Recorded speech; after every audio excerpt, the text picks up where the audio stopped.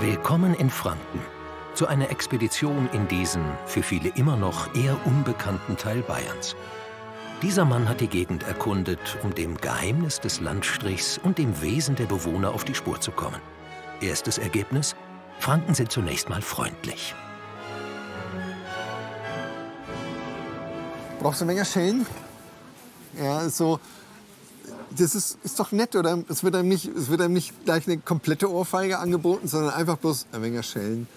Und das Schöne, dass dann ein wenig auch noch mal verkleinern wird zu ein wenig la. Ja, also noch weniger. Ja, so ein bisschen. Ne? Ja, der Franke trumpft nicht auf wie der Oberbayer. Dabei hätte er allen Grund. Früher bewahrten Kaiser ihre Herrschaftsinsignien hier auf. Der große Maler Albrecht Dürer war Franke. Und auch kulinarisch ist die Gegend weltberühmt.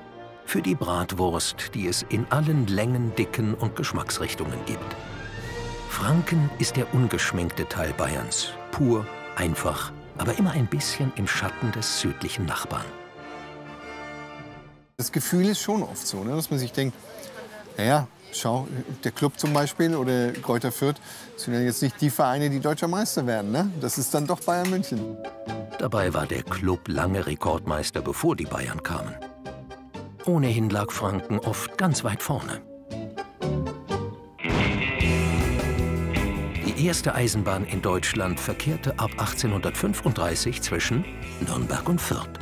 Die Münchner hatten die neue Technik vehement abgelehnt, die Franken nicht.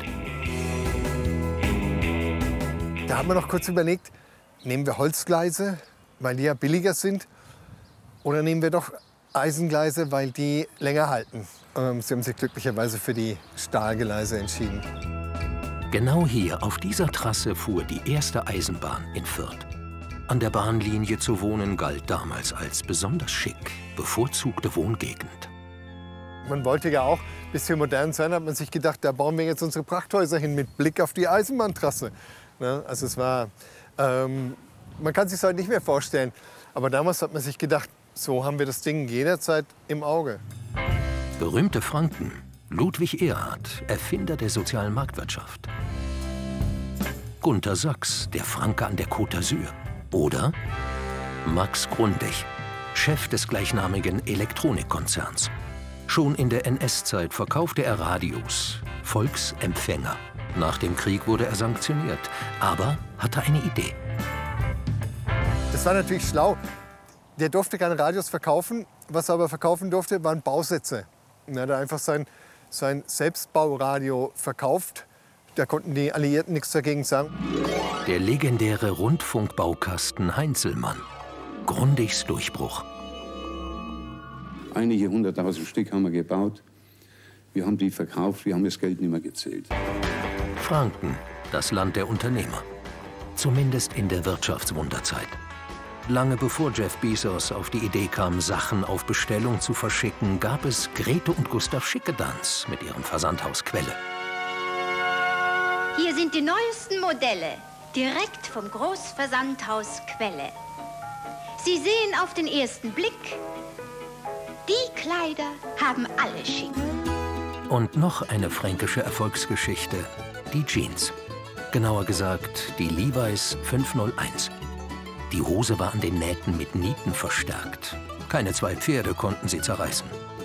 Ihr Erfinder war 1847 aus Buttenheim in die USA ausgewandert. Und Levi Strauss war der Sohn von einem typischen Dorfjuden.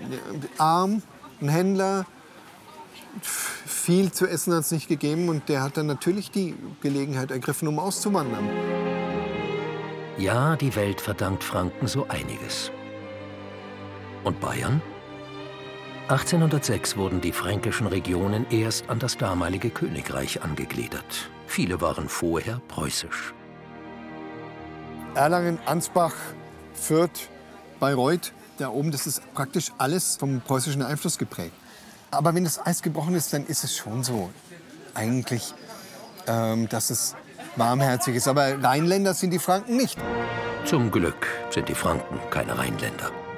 Es ist die vornehme Zurückgenommenheit und Eleganz, die diesen Landstrich und ihre Bewohner auszeichnet.